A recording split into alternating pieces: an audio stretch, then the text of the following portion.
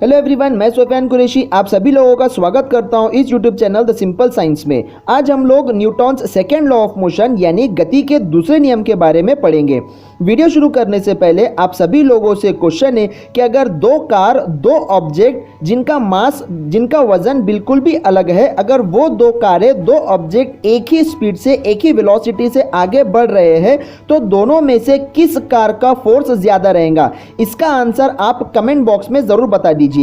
तो Newton second law of motion के लिए दो चीज बहुत जरूरी है, एक है मोमेंटम और दूसरा है फोर्स। तो आइए मोमेंटम को देखते हैं। मोमेंटम भी दो चीज के ऊपर डिपेंड करता है, जो कि है मास और वेलोसिटी। लेकिन मोमेंटम का डेफिनेशन होता है the quantity of motion contained in an object. मतलब कोई भी ऑब्जेक्ट के अंदर जितनी ज्यादा गति रहेगी, जितना ज्यादा मोशन रहेगा, उसे हम मोमेंटम कहेंगे। अगर कोई ऑब्जेक्ट के अंदर गति ज्यादा है, मोशन ज्यादा है, तो उसका मोमेंटम भी ज्यादा रहेगा। उसी तरीके से अगर उसके अंदर गति कम है, मोशन कम है, तो उसका मोमेंटम भी कम रहेगा। आइए मास को देखते हैं। अगर कोई दो ऑब्जेक्ट है जिनका मास, जिनका वजन बिल्कुल भी अलग अलग है, तो अगर जिस ऑब्जेक्ट का वजन कम रहेगा तो उसका मोमेंटम भी कम रहेगा, लेकिन जिसका वजन ज्यादा रहेगा उसका मोमेंटम भी ज्यादा रहेगा।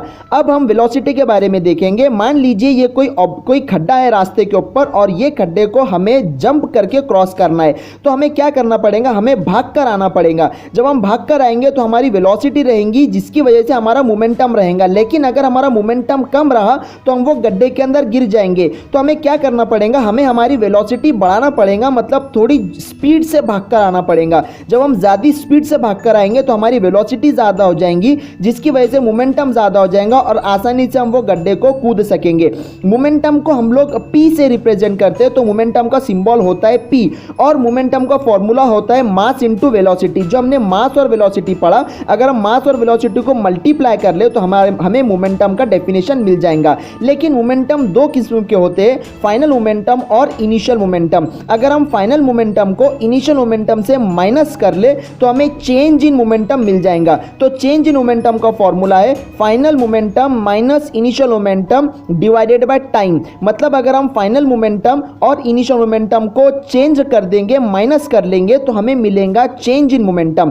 तो चेंज इन मोमेंटम का फॉर्मूला हो जाता है final momentum minus initial momentum divide by T. लेकिन यहां पे हम मास को कॉमन लेंगे तो v minus u by t हो जाता है एक्सीलरेशन। तो मोमेंटम का फॉर्मूला हो जाएगा v is equal to m a. ना अब देखते हैं फोर्स की तरफ। तो फोर्स एक ऐसी चीज है जो कोई भी ऑब्जेक्ट अगर मोशन में है तो वो मोशन वाले ऑब्जेक्ट को रोक सकती है, या कोई ऑब्जेक्ट रुका हुआ है तो उसे मोशन में लेकर आ सकती है।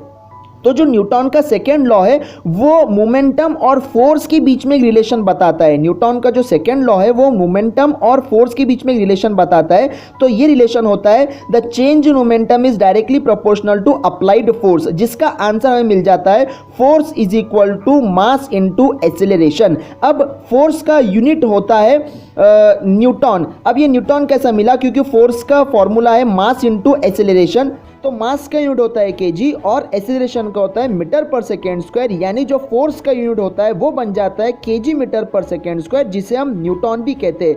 तो Newton second law states that the rate of change of momentum is directly proportional to applied force and takes place in the direction in which force is acting. यानी न्यूटन का सेकेंड लॉ हमें ये बताता है कि अगर momentum change करना है तो हमें फोर्स भी लगानी पड़ेगी। तो जितना ज़्यादा फोर्स रहेगा उतना ज़्यादा मोमेंटम चेंज होगा।